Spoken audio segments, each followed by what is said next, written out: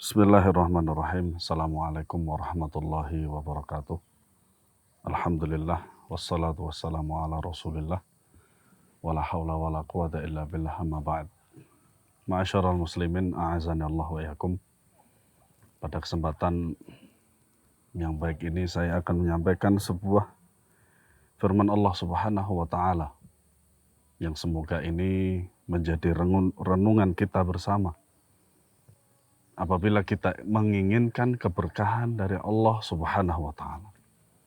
Allah taala berfirman, "Walau anna ahlal qura amanu wattaqau lafatahna 'alaihim barakatim minas sama'i wal ard." Allah Subhanahu wa taala berfirman di dalam surat Al-A'raf ayat 96. Jikalau sekiranya penduduk negeri-negeri beriman dan bertakwa kepada Allah, pastilah kami akan melimpahkan kepada mereka keberkahan dari langit dan bumi. Ma'asyiral muslimin, a'azanallahu wa iyyakum. Ayat ini merupakan ayat sebagai ayat penyemangat kita untuk meraih sebuah keberkahan dari Allah Subhanahu wa taala. Dan perlu diingat bahwasannya keberkahan itu adalah datang dari Allah Subhanahu wa taala. Jikalau keberkahan itu dari manusia, maka ketahuilah hukum asalnya itu adalah dari Allah Subhanahu wa taala. Nah, di antara sebab keberkahan itu, sebagaimana Allah Subhanahu wa taala jelaskan di dalam surat Al-A'raf ini, Allah taala berfirman, "Walau anna ahlal qura," jika sekiranya penduduk negeri-negeri itu. Ya, berarti ini adalah seruan Allah Subhanahu wa taala bagi orang-orang di sebuah negeri. Apa itu? Pertama adalah beriman kepada Allah Subhanahu wa taala. Para ulama menjelaskan bahwasannya al-imanu huwa at-tasdiqu bil qalb. Membenarkan di dalam hati. Wan nutqu bil lisan, mengucapkan dengan lisan. Wal amalu bil jawarih. Kemudian merealisasikan dengan anggota badan. Nah, di antara bentuk keimanan kepada Allah Subhanahu wa taala adalah merealisasikan rukun iman yang 6. Para ulama, subhanallah, betapa banyak di antara mereka itu menjelaskan tentang rukun iman ini yang 6. Dan betapa pentingnya seorang muslim untuk mengetahui secara detail daripada rukun iman ini. Di antara salah satu tanda keimanan kepada Allah Subhanahu wa taala seperti salat, ya, kemudian zakat, kemudian dan lain sebagainya. Oleh karenanya Nabi SAW bersabda, ya, al-imanu bid'un wa sab'una syu'bah. Iman itu terbagi menjadi beberapa cabang. Fa'a'laha qawlu la ilaha illallah. Dan keimanan yang paling tinggi adalah perkataan la ilaha illallah. Tiada Tuhan yang berhak disembah dengan hak kecuali Allah Subhanahu wa taala. Kemudian wa adnaha imatatul adza 'anit thariq. Dan yang paling rendah adalah menyingkirkan gangguan dari atau di tengah jalan. Ada ranting di tengah jalan, kita singkirkan. Ada gangguan apapun itu di tengah jalan, kita singkirkan. Dan ini merupakan salah satu tanda keimanan kepada Allah. Kemudian wal haya'u minal iman. Ya. Dan rasa malu merupakan salah satu tanda keimanan kepada Allah Subhanahu wa taala. Maka yang pertama kali yang harus kita penuhi syarat untuk mendapatkan keberkahan itu adalah iman kepada Allah Subhanahu wa taala. Iman kepada Allah Subhanahu wa taala mencakup iman kepada nama-nama dan sifat-sifatnya. Kemudian iman kepada tauhid dengan mentauhidkannya, yaitu tauhid rububiyah, uluhiyah, asma wa sifat. Ya. Kemudian mengetahui bahwasanya Allah Subhanahu wa taala Maha Esa, hanya satu. Ya. Kemudian ya, kita berdoa ya dengan menggunakan nama-nama dan sifat-sifat Allah Subhanahu wa taala. Dan para ulama rahimahumullah taala telah menjelaskan semuanya tentang keimanan di dalam kitab-kitab mereka. Nah, di antara nama-nama mereka, kitab-kitab mereka itu di antaranya adalah As-Sunnah. Ada Kitabul Iman, Kitabut Tauhid, Kitabus Sunnah. Nah, ternyata para ulama ketika mereka menulis tentang keimanan dengan memberi nama Kitabus Sunnah, apa rahasianya ini? Rahasianya adalah karena 99% dari kehidupan Rasulullah SAW adalah penuh dengan keimanan, mengajak manusia untuk beriman kepada Allah Subhanahu wa taala. Maka marilah kita beriman kepada Allah Subhanahu wa taala. Di dalam banyak seruan Allah Subhanahu wa taala selalu menyerukan ya ayyuhalladzina amanu. Ya ayyuhalladzina amanu. Kenapa demikian? Karena orang-orang yang berimanlah yang begitu cepat mengijabahi daripada ajakan Allah Subhanahu wa taala. Kemudian, ma'asyiral muslimin azanallahu wa yakum, bahwasanya iman itu bisa bertambah dan bisa berkurang. Bertambah dengan ketaatan kepada Allah, berkurang dengan kemaksiatan kepada Allah Subhanahu wa taala. Ini syarat yang pertama, iman kepada Allah Subhanahu wa taala. Kemudian yang kedua adalah bertakwa kepada Allah. Takwa sebagaimana yang telah dijelaskan oleh sebagian para ulama salaf, takwa itu adalah anta'mala bi ta'atillah ala nurin minallah tarju thawaballah.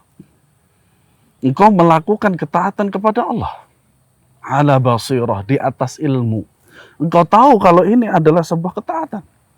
Bagaimana engkau tahu bahwasanya ini sebuah ketaatan? Tentu saja dengan dalil.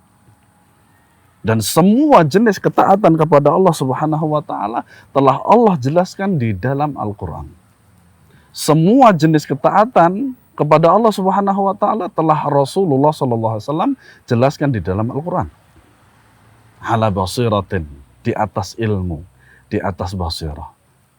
Ya, tarju thawaballah. Dalam melakukan ketaatan semacam ini adalah apa? Menginginkan pahala dari Allah Subhanahu wa taala. Kemudian arti kebalikan dari takwa juga sama, yaitu apa? Wa antatruka ma'siyatullah. Engkau meninggalkan kemaksiatan pada Allah. Artinya kemaksiatan kepada Allah engkau tinggalkan. Ala basirah, di atas ilmu. Artinya engkau tahu dengan ilmu tersebut bahwasanya itu adalah maksiat kepada Allah. Entah itu maksiat dalam skala besar atau maksiat dalam skala kecil. Makanya dikatakan bahwasanya bukan masalah maksiatnya, tetapi kepada siapa engkau maksiat. Dan maksiat itu para jamaah rahimakumullah, itu memberatkan kita, siksaan kita di akhirat waliyadzubillah. Kemudian wa takhafu iqaballah. Kita meninggalkan kemaksiatan itu dengan ilmu, ya, dengan tujuan apa? Yaitu kita takut akan azab Allah Subhanahu wa taala. Azab Allah itu sangatlah pedih, para jamaah rahimakumullah. Sangatlah pedih. Nah, kalau sekiranya kita itu kuat untuk menahan siksa di akhirat itu, silahkan bermaksiat. Ya. Tetapi ingat bahwasanya apa? Allah Subhanahu wa taala menjelaskan di dalam Al-Qur'an bahwasanya apa? Di akhirat itu satu hari ya menyamai 1000 tahun. Kuatkah kita disiksa 1000 tahun? Waliyadzubillah. Tidak. Ya.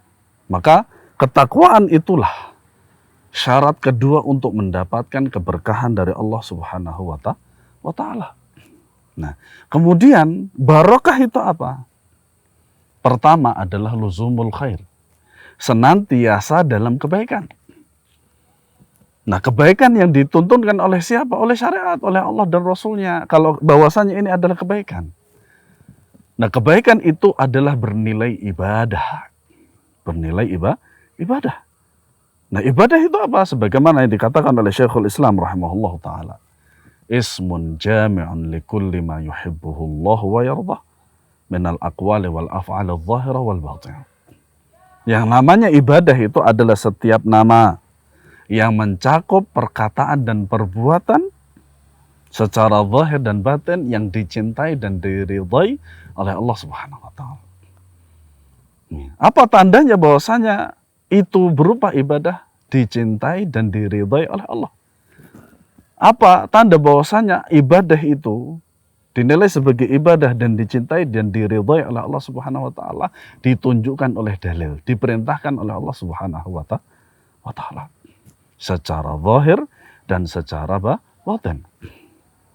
Oleh karenanya para ulama juga menjelaskan bahwasanya ibadah itu diterima dengan dua syarat. Pertama, ikhlas karena Allah, ditujukan kepada Allah secara keseluruhan, lahir dan batin.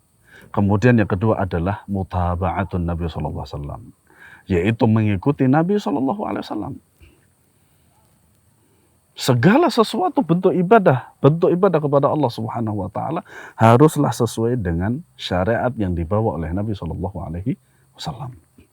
Nah, itulah makna pertama daripada al-barakat atau barakah, yaitu luzumul khair, senantiasa dalam kebaikan. Kemudian makna yang kedua adalah thubutul khair, tetap dalam kebaikan, tidak ada dia keluar dari sebuah kebaikan sama sekali. Ya. Maka inilah syarat utama seseorang memperoleh sebuah kebaikan, keberkahan dari Allah. Nah, di sini di dalam ayat ini Allah Subhanahu wa taala menjelaskan la fatahna alaihim barakat.